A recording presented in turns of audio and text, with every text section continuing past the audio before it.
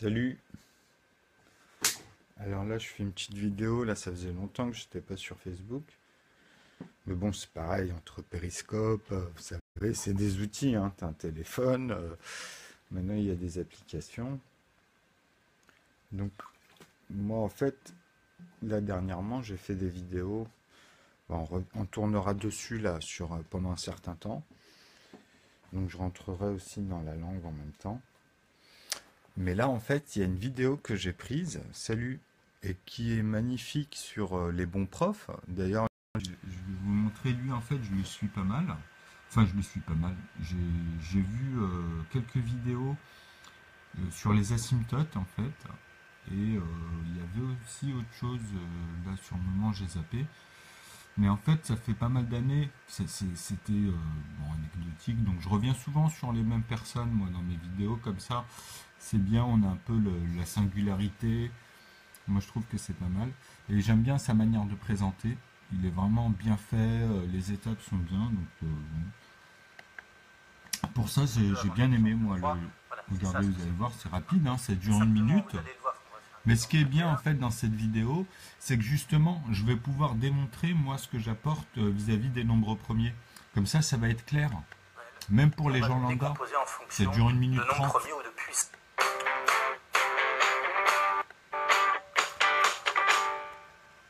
C'est un petit rappel. Notion fondamentale en arithmétique, la notion de nombre premier et de décomposition en facteurs premiers. Les nombres premiers, vous avez sans doute dû en entendre parler depuis bien longtemps. Regardez la définition pour un entier supérieur ou égal à 2. Un nombre est dit premier si et seulement si il n'admet que deux diviseurs, 1 et lui-même. Alors en bref, ce sont tous les nombres qui ne sont pas dans l'étape que vous avez appris en primaire. Voilà, 7, 11, 13, etc. Tous ces nombres. Donc, alors, on a bien compris, vous avez bien compris que en fait, c'est très simple le raisonnement. La difficulté, c'est de les trouver. Même si aujourd'hui, on en a trouvé beaucoup dernièrement à notre époque. Mais on n'a pas la distribution de ces derniers. On ne comprend pas, en fait, le cheminement de la distribution de ces facteurs, en fait, premiers. Hein. Mais les facteurs premiers, moi, j'ai donné une définition sur Internet et je vous ai montré dernièrement en fait, une relation qui est claire, nette et précise. On va revenir dessus parce que le fait d'avoir écouté sa vidéo, je pense que ça va être beaucoup plus clair pour les gens. Pourquoi? Parce que le fait de dire qu'il n'a que deux diviseurs communs, les facteurs premiers, hein, donc ils ont automatiquement ce facteur 1 qui est le 1. Automatiquement. Donc, moi, quand je mets les NP1, en fait, c'est automatiquement lié à ce nombre-là. C'est-à-dire que dans la divisibilité, on tombera automatiquement sur ce reste ou bien sur un modulo qui est de sa famille. Donc, les nombres premiers. On est bien d'accord. Mais je vous ai dit aussi que le 2, d'ailleurs, je vous l'avais mis en bleu, là spécialement, mais j'ai pas tous mes feutres, malheureusement, ils sont en Algérie. Je les avais fait là-bas. Ceux que vous voyez dans mes vidéos en couleur, ben, ils sont en Algérie. En fait, j'avais pris les bleus pour les distinguer. Ok? Et je vous ai dit qu'il y a aussi les NP2. Donc, eux aussi, ils ont exactement la même définition. Mais ça, il fallait le découvrir. Puisque déjà en 2013, quand j'ai commencé à regarder à l'époque sur Internet pour vérifier, puisque même moi, je ne connaissais pas tout ça, hein, ben, j'avais découvert que, justement, il se posait la question si le 2 était un nombre premier. Ça a duré pendant pas mal de temps, cette polémique, d'ailleurs. Et il y a même encore aujourd'hui des établissements qui n'acceptent pas ce nombre en tant que nombre premier. Et en plus, ils posaient la question, est-ce qu'il y avait des nombres premiers qui sont pairs? C'est-à-dire que dans le raisonnement où il n'y a qu'un facteur, c'est-à-dire ils ont deux communs, deux diviseurs communs dans les PGCD. Dans la divisibilité, vous avez 1, toujours, comme je vous ai dit, on tombera toujours sur celui-là, ou bien eux-mêmes. Eux-mêmes, ça veut dire quoi? Ça veut dire que si je divise 2 par 2, automatiquement, j'ai ce raisonnement. Hein? Vous avez compris?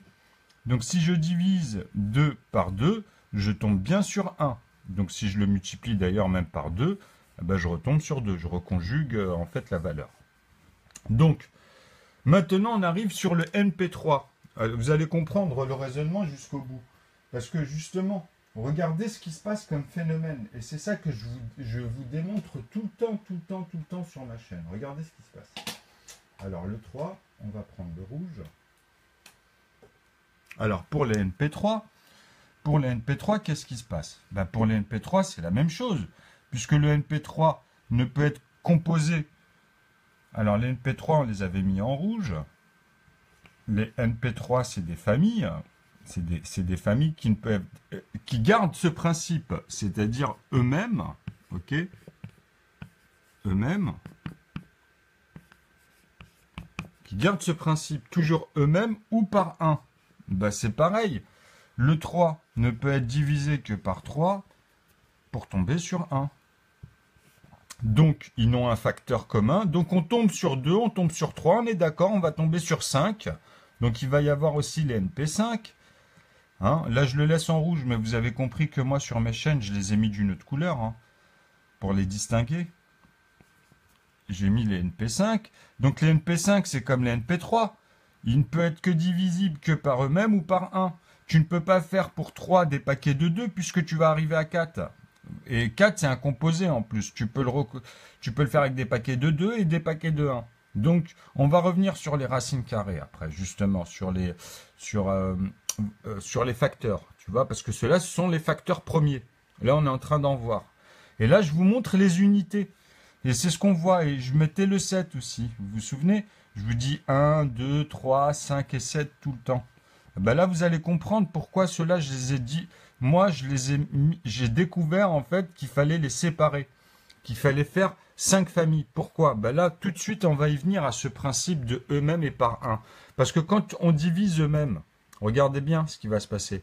Si je fais 7 fois 7, je vais tomber sur 49, on est d'accord? Donc 49, il est composé par quoi, 49? Il est composé par un facteur premier. Et le facteur premier, c'est quoi? Ben, c'est le fait d'avoir fait 7 fois 7. Et non plus ce raisonnement-là, dans la divisibilité. Vous comprenez? Donc on peut dire qu'ils ont aussi un commun qui est le 1 et eux-mêmes dans le facteur 2. C'est-à-dire qu'un facteur 2 n'a que deux facteurs. N'a que le facteur qui est lié au NP1 et il n'y a que le facteur qui est lié au NP7 ou au NP5 ou par exemple 5 fois 5, vous avez compris, mais ça reste comme ça ce raisonnement-là. C'est-à-dire que moi je vous trouve des nombres qui ne sont divisibles que par cela finalement, que par les 5 que je vous ai dit. Vous avez compris? C'est-à-dire quand on prend 11, par exemple, quand on arrive dans les nombres à 2 chiffres, 11, il n'est divisible que par lui-même et par 1. Ah ben, regardez bien ce que je vais faire maintenant. Je vais prendre 22, pas 24, comme je vous parle à chaque fois, avec 24 qui est totalement différent. C'est un composé, c'est pas un composant. Donc, c'est-à-dire qu'il n'est pas premier. Il est composé par plusieurs 24. Il en a plein de facteurs, 24. Comme 12 d'ailleurs. Vous voyez, ça c'est des paires, mais qui sont un peu spéciales. Mais par contre, 22, pourquoi 22 il est spécial? 22, pourquoi je peux dire qu'il c'est un nombre premier? Parce que 22, c'est un nombre qui est composé par 11, pour nous dans notre tête, quand on apprend les établissements. Mais en fait, non. Parce que son plus petit commun, c'est bien 2. Je vais faire 22. Vous comprenez? C'est-à-dire 11. Il va être multiplié par 2. Vous comprenez, il n'est plus multiplié par 1. C'est-à-dire que maintenant, son diviseur commun, 22, en a 2. Il a le 2 et le 1. Il a 2 facteurs, le 22. Vous comprenez le raisonnement là? Est-ce que vous comprenez le raisonnement? Parce qu'il est en additive le raisonnement. Il est dans la divisibilité. On dit que 22, il est divisible par lui-même pour tomber sur son deuxième commun. Donc le premier par rapport à sa divisibilité à 22. Vous comprenez? C'est-à-dire, si on fait que des quotients pour créer le 22, on va trouver que le 2 et le 1. C'est ce que je vous dis à chaque fois. On ne va pas en trouver d'autres pour 22. Vous comprenez? Le 12, par contre, tu peux faire 2, 6, tu peux faire 4 et 4, 8 et 4, 12. Tu vois, à partir de 6, tu as toutes les paires en fait. Et tu peux rajouter en plus des impairs, puisque 6 est composé par 3. Donc le 12 aussi, tu peux le faire par 3, donc il a plusieurs. Lui, il a plusieurs communs. Il a plusieurs facteurs, tu vois, pour composer le nombre et avoir 0 en reste. C'est-à-dire des parts égales à chaque fois. C'est ça le principe, il est là. Donc, quand on dit maintenant qu'ils ne sont divisibles que par eux-mêmes, donc, bah oui, c'est-à-dire pour diviser 11 par 11, pour tomber sur 1. On est d'accord. C'est ça qu'il ne faut pas oublier. Ça, c'est la dernière étape. C'est la dernière étape pour les avoir vis-à-vis de 22, vis-à-vis de 33. Ça, c'est des familles qui sont liées à leur multiplier des PGCD. Les PGCD, c'est leur plus grand commun diviseur, on est d'accord. Donc, eux-mêmes, finalement, vont amener aux unités. C'est ça que j'essaie de vous expliquer. C'est-à-dire les plus petits. Les plus petits, je les ai trouvés dans les unités. C'est 1, 2, 3, 5 et 7. Et d'ailleurs, on peut, grâce à ça, avoir les composer et les avoir en plus par famille. C'est-à-dire qu'il y en a où il n'y a que des 5 dedans. Il y en a où il y a des 5 qui sont liés que aux familles des NP5, comme 25 par exemple. Vous ne pouvez pas le composer autre chose qu'avec 5. 25. Le principe que je vous amène, c'est nouveau en fait. Parce qu'en additive et en divisibilité, sur ce même raisonnement de eux-mêmes et par 1, par juste l'unité, en fait, on revient à 1 à chaque fois, on revient à 1. Ça, c'est le verrou. C'est le verrou, vous comprenez? C'est-à-dire qu'en fait, 1 va créer d'abord les unités quand il va commencer à composer, et ensuite, il ne va plus traiter avec les unités dans le noyau du logarithme. Il ne va plus composer avec les unités. Lui, en fait, il va garder les familles. En fait, après les 11, les 13, les 17, les 19, les 23, tout cela, ils vont apparaître de manière invisible. C'est-à-dire qu'on ne va pas les voir tout de suite. Ça va être que des trous, ça va être des manquants. Ça va être que des trous. Et c'est pour ça qu'au début, on ne les capte pas. C'est pour ça que je vous dis que c'est magique, les mathématiques, parce que ça démontre que quand on continue ce raisonnement-là, à trouver en fait les autres, mais pas ceux-là, au départ. Hein. Sauf avec ma divergence, tu vois. Parce que moi, je pars de l'amont, justement. C'est pour le découvrir, c'est qu'on voit qu'en fait, c'est que ça vient de l'amont. Les unités, le 1, en fait, il vient de l'amont. C'est un raisonnement qui est un peu bizarre. C'est pour ça qu'on amalgame avec Z et dans N, tu vois. Et moi, en fait, j'ai découvert que dans les entiers naturels, en poussant le raisonnement avec juste 1, mais en montant, eh ben, j'ai trouvé un facteur avec les nombres premiers, et j'ai trouvé un facteur directement lié avec 9. C'est-à-dire que j'attachais la racine carrée de 3 fois 3, c'est simple, je mets une parenthèse, ça fait 9, donc elle est séparée, ça, hein, c'est un volume séparé, c'est-à-dire que dedans, il y a les primitives, hein, dans 3 fois 3. T'as automatiquement des additives dedans. Donc, tu as les familles des NP2 et des NP1, comme je vous dis. Donc, des paires 22 et 1. Donc, ça fait justement 33. Vous comprenez? 22 et 11. Donc, eux, ils n'ont que des communs. Ils n'ont que 2 communs. C'est les mêmes. À chaque fois. Dans les NP2 et les NP3. C'est les 2 et les 3 et le 1. Donc, chaque famille d'NP, ils retombent sur leur plus petite unité qui est liée justement au nombre qui est à côté du P, en fait, dans les nombres qui sont premiers vis-à-vis de cette ligne additive. Vous comprenez dans le raisonnement? Donc on peut dire qu'ils sont facteurs 2, puisque c'est le conjugué. Tu peux dire que le résultat, en fait, vis-à-vis des unités, n'ont que 2 facteurs, le 1 et ce facteur-là. Pour tomber sur ces familles, hein, je parle. Hein, tu vois? Dans le raisonnement mécanique. C'est-à-dire qu'après, quand tu tombes sur ces nombres, bah, tu en fais autre chose. Et là, ça devient autre chose. Si tu les prends, à chacun d'entre eux, en fait, si tu les prends et que tu continues en faisant des paquets égaux, des mêmes nombres, hein, bah, là, tu changes de facteur. Tu en rajoutes un à chaque fois, en fait. Donc, plus un nombre, tu le composes avec d'autres à l'intérieur, bah, plus ça devient avec des restes zéro. Tu peux créer des genres de poupées russes comme ça, tu vois, des quotients. Tu comprends? Et là, ça pousse les facteurs. Ça pousse le sens du facteur. C'est-à-dire, ça devient facteur 3, facteur 4, facteur 5. Certains, tu peux les pousser parce qu'à l'intérieur, il peut y en avoir plusieurs.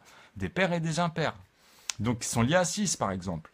Ou 8 vis-à-vis des pairs, mais après, tu vois, c'est redondant sur les deux. C'est-à-dire, hop, tu retombes sur des points comme ça dans la symétrie à l'intérieur.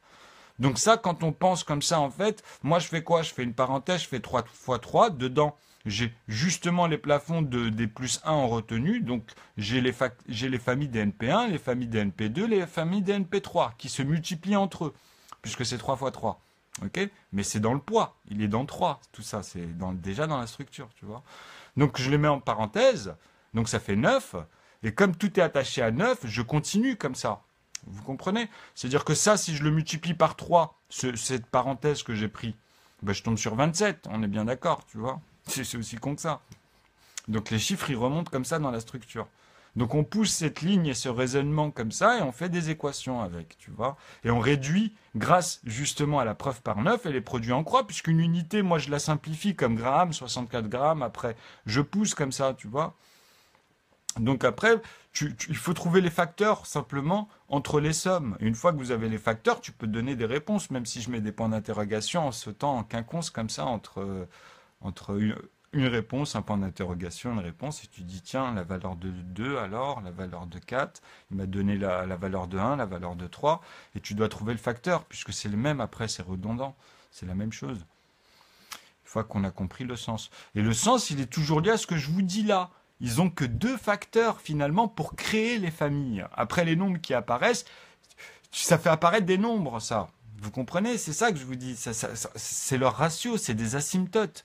Donc dedans, on trouve celle qui est horizontale, verticale, et on trouve celle qui est en oblique, en fait. Tu vois? Donc c'est la structure homogénéisée des ensembles. Dedans, on retrouve tous les principes, par exemple, Euclide. Vous le divisez quand vous tombez sur n'importe quel nombre monstrueux, même qu'il a fait. Souvenez-vous qu'une fois, j'ai fait une vidéo avec lui, comme ça je vous remets la tête, c'est pour ceux qui l'ont vu, et on faisait une puissance, il y avait les congruences dessus. D'ailleurs, il y en avait un, une fois, il m'avait fait délirer sur Periscope, tu vois. Et c'est avec lui que je suis parti là-dessus, je l'ai calé parce que je suis parti dans un truc que j'avais jamais fait, tu vois, c'était un live. J'ai pris 200 puissance 359 et en plus, je l'ai développé avec nœud. C'est-à-dire, moi, après, j'ai fait quoi? Je suis resté sur les nombres à 3 chiffres. Tu vois, même dans les puissances, sur un ensemble. Plus 1, tu vois, pour justement jouer avec ça. Parce que moi, je parlais bien de 1000, en fait.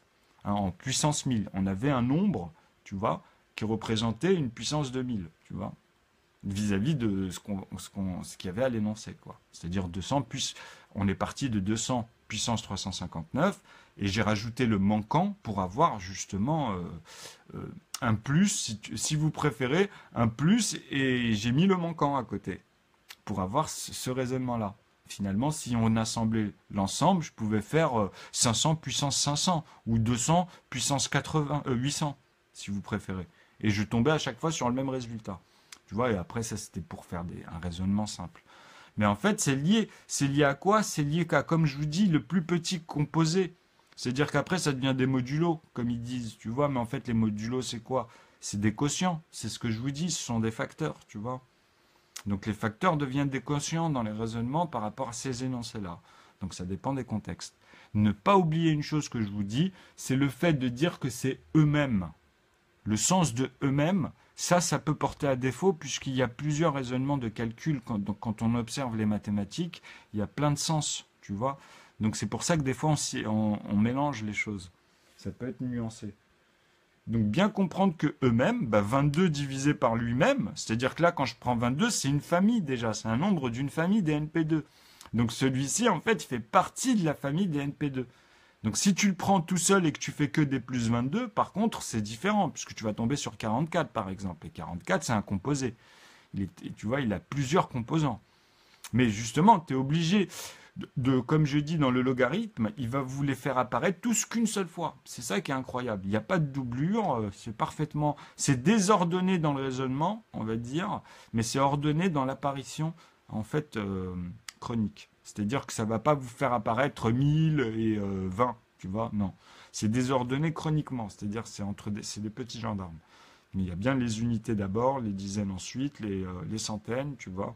Donc c'est parfaitement réorganisé. C'est bien comprendre pourquoi, à un moment donné, ça saute vis-à-vis simplement des pairs et des impairs dans les quotients. C'est pour ça que ça crée machinalement quelque chose de magnifique comme les suites Fibonacci ou ces trucs-là, ces phénomènes qu'on retrouve, les fractales, etc.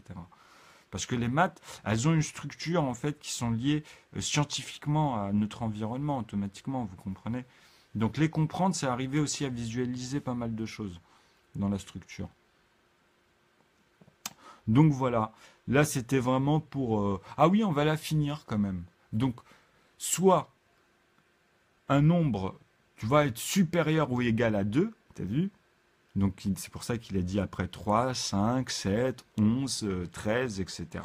Mais en fait, moi je vous montre que non, il ne faut pas raisonner comme ça. Il était là le piège. Parce que les unités, on les utilise. Il ne faut jamais oublier ça. Les maths, c'est une structure, c'est un grand nombre. Donc automatiquement, on est à l'intérieur et on doit démontrer ça d'ailleurs. On doit arriver à montrer comment ça se passe dans cette structure, tu vois, mathématique. C'est-à-dire, c'est géométrique finalement. Ce sont des lignes, tu vois, qu'on réfléchit de manière dense et qu'on met de manière linéaire sur les points asymptotiques qu'on réunit juste sur une ligne d'un volume, d'un rayon.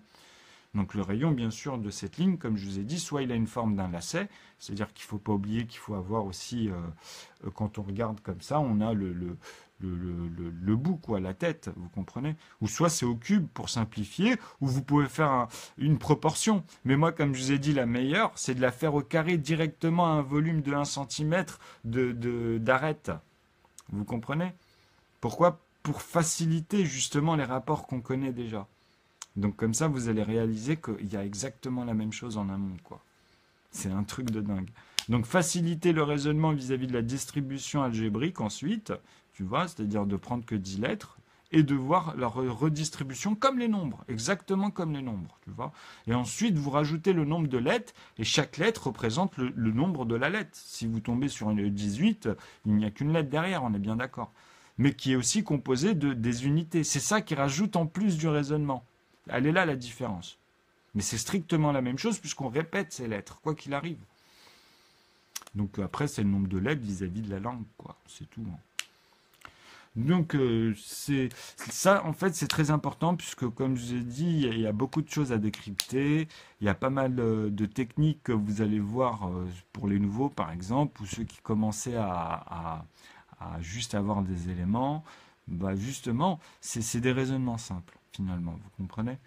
Donc eux-mêmes, bah voilà, je viens de vous expliquer pourquoi les familles, en fait, je parle moi de facteur 2, et qu'il y en a, ils ont des facteurs 3, facteurs 4, puisque maintenant je peux me permettre de donner le nombre de facteurs, et je répète l'opération après, même vis-à-vis des facteurs, ça reprend le même schéma.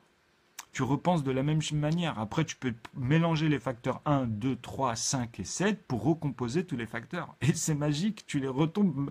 C'est magique, tu vois. C'est-à-dire que même comme ça, vis-à-vis des primitives et en interne, tu as le même raisonnement à chaque fois et tu retrouves en plus ces nombres-là. Mais par paquet, parce que tu vois, c'est comme si qu'après on parlait de Graham sous un autre, tu vois, sous justement nœud, quoi, en fait. Comme si qu'on parlait de pi, mais pour trouver un ratio, maintenant, on utilise nœud, en fait. Donc, nœud, tu vois, c'est compliqué parce que maintenant, ça devient, c'est J à l'infini, quoi. Il est attaché, tu vois, dans les 3 x 3, par exemple, tu vois, et à l'infini, puisque moi, je fais 9 x 11. Après, ben, je vous dis, je mets que des 3 petits points entre 11. Donc, je fais ça met que des 9, quoi. Au lieu de 99, vous avez que des 9. Donc, j'ai les unités, dizaines, centaines, et j'ai à chaque fois de 9 à 0, pour refaire à chaque fois de 0 à 1, pour tomber sur 11, ou bien 101, ou bien 1001, etc., dans chaque nombre de chiffres qui sont ajoutés dans les dizaines, centaines, pour recommencer à chaque fois tous les 0 à 9. Tu vois, jusqu'à la dizaine, par exemple, jusqu'à 99, vous avez compris, pour arriver à 100 et à refaire les 0 jusqu'à 9, le 1, il va passer à 2, les 0 jusqu'à 9, le 2 à 3, jusqu'à 9, et après on a 999. Vous avez compris le raisonnement?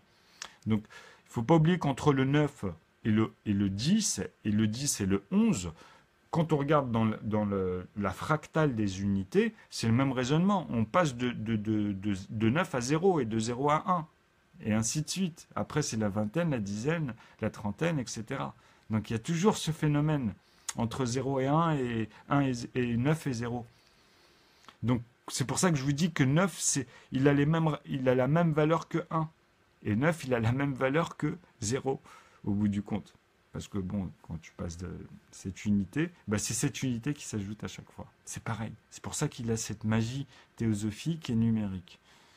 La preuve par 9, c'est le seul qui a ce pouvoir-là, mais avant on le limitait. Parce qu'on nous a appris les tables de multiplication. C'est plus tard, c'est après le collège, au lycée qu'on vous dit en fait, en gros maintenant, vous allez penser autrement avec les arithmétiques et avec les études en sciences, etc. dans toute forme, tu vois. Donc on n'est plus en train de jouer avec des cubes.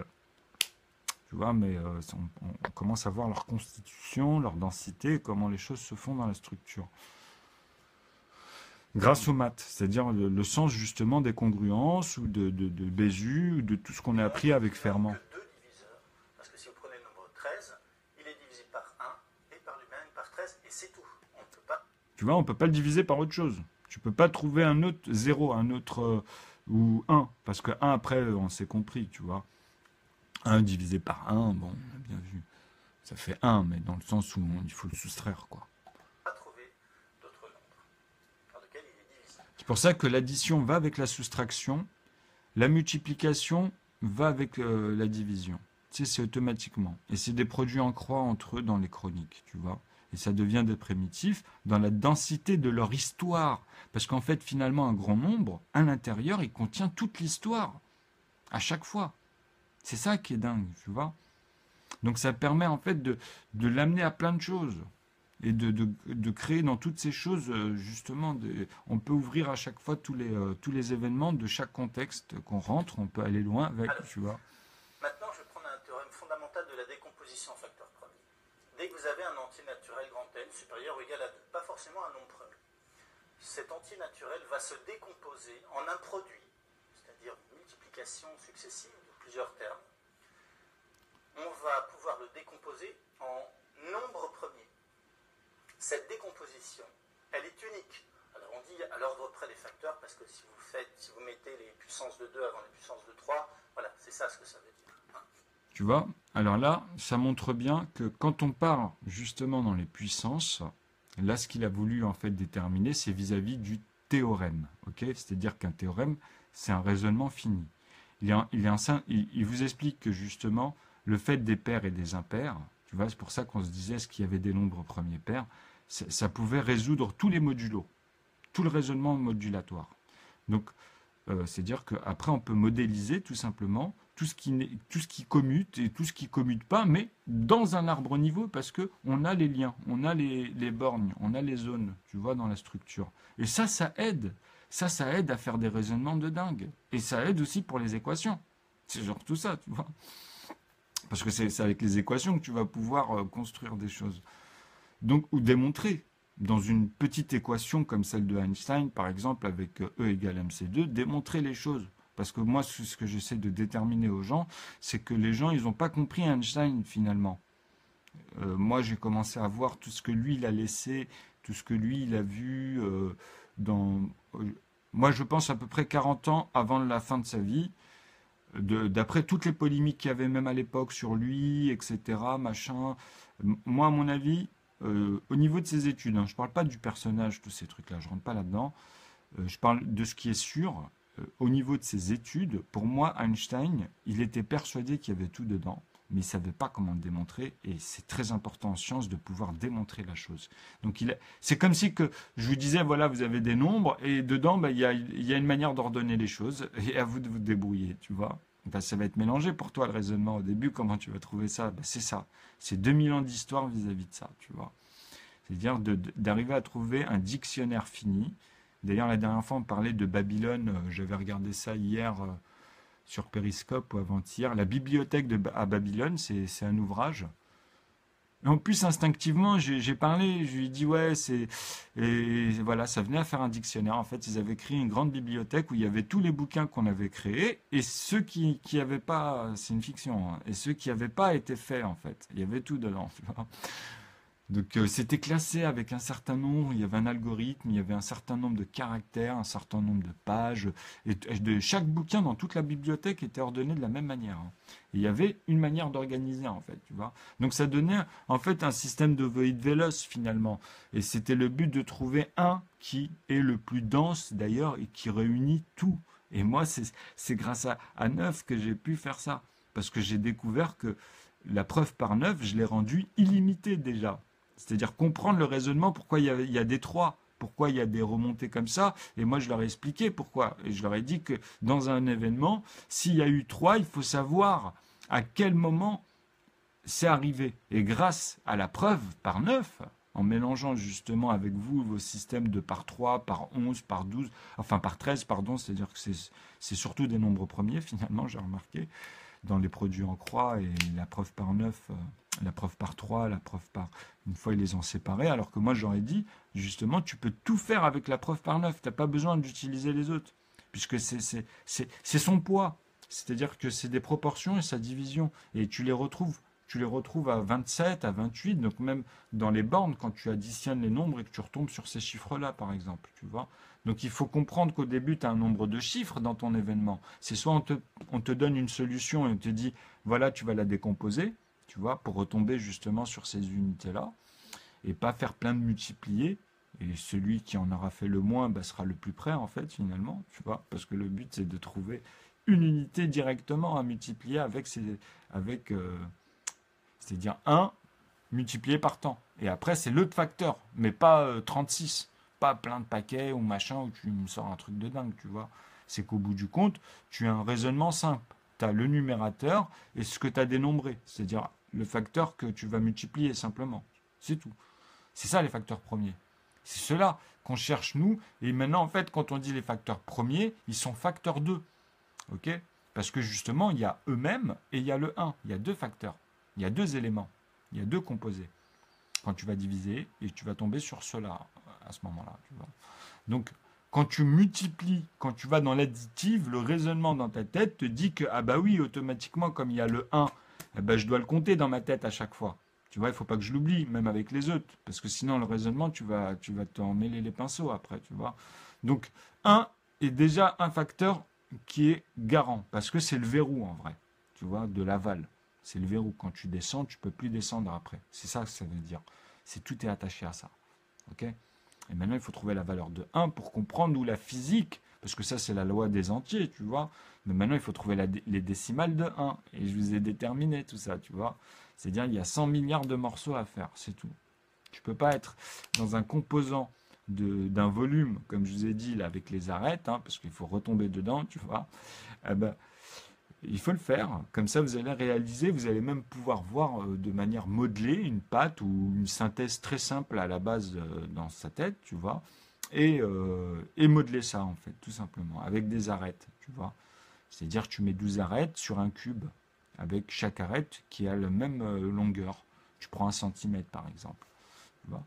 Donc à partir de là, le cube, il est pas à modeler, donc tu peux en faire un rond et tu vérifies, quand tu le coupes en deux par exemple, tu peux vérifier la longueur droite. Tu vois. Donc après, tu as les diamètres, les rayons, et les rayons en diamètre vis-à-vis des volumes. Le nombre de pâtes à modeler que tu vas ajouter comme ça, est identique, tu vois. Donc tu repars sur tes repères, tu comprends ce que je veux dire ? Donc c'est ça, c'est tout ça vis-à-vis de justement les asymptotes et garder un point de vue et après créer l'objet et le volume. D'abord le volume et l'objet d'ailleurs. Bon, quand je dis l'objet, c'est le volume d'abord et après l'objet à l'intérieur. Ça fait 2 objets finalement. Mais bien saisir ça, les NP. Je suis revenu parce que ça, dans la tête, quand vous allez comprendre après pourquoi la définition maintenant elle est plus subtile, tu vois, parce qu'elle amène à réaliser, à voir et à visualiser en fait un mécanisme qui est dans sa loi et qui est simple, en additive et dans sa divisibilité. Et on part de l'amont des naturels pour utiliser cette loi maintenant. Que des naturels, tu vois, que les entiers naturels. Tu comprends ? Qu'ils soient composants ou composés. C'est-à-dire, justement, il faut trouver les familles. Et avec ceux que je vous ai dit, les 5, vous allez avoir que des dénominateurs communs. En fait, après, ça va être les dénominateurs, ceux qui vont être dénombrés, qui vont dénombrer ce nombre tant de fois, mais qui est toujours le même, hein, on est d'accord, ça devient modulo. Ok ? Entre eux, par exemple. Tu vois ? Donc, tu en as 5. C'est que les unités, je vous l'ai dit. 1, 2, 3, 5 et 7. Et ils vont avoir, par exemple, les nombres premiers, les NP1, hein, tous les NP1, donc ceux-là d'ailleurs, c'est ceux-là en unité, plus ceux à 2 chiffres. C'est-à-dire il y en a 90 sur 100 en fait, à 2 chiffres. C'est ça le raisonnement. Puisque sur 100 chiffres, vous avez aussi ceux des unités, tu vois. Et ceux des unités, il y en a 5. C'est les plus nombreux. Après, c'est que des 4 par 10 que vous allez trouver au maximum. Hein. Des fois, vous allez tomber sur des zones où il y a 0. Vous voyez ? Et moi, je sais, j'ai les asymptotes, j'ai leur emplacement, leur CIF, ils appellent ça le CIF, CIF, tu vois. puisque c'est leur propre nombre, je détermine en plus que leur nombre, c'est leur emplacement. En plus, c'est magique, même dans la structure. Tu vois. Mais il faut arriver à amener tout ça dans la divisibilité en amont et sur justement. Après, une fois que vous avez l'ordre des choses, une fois que vous avez la structure de manière ordonnée, après, c'est là où tout parle de manière désordonnée, puisque c'est obligé avec les mêmes lois. Donc la structure, elle reprend une autre forme, et ça tombe comme par hasard et comme par magie sur le but ou l'énoncé. Donc après, ça donne vraiment du génie, tu vois. C'est ça les maths, en fait. Bon, ben, je vous dis à bientôt. C'était pour revenir sur ce raisonnement et ce principe.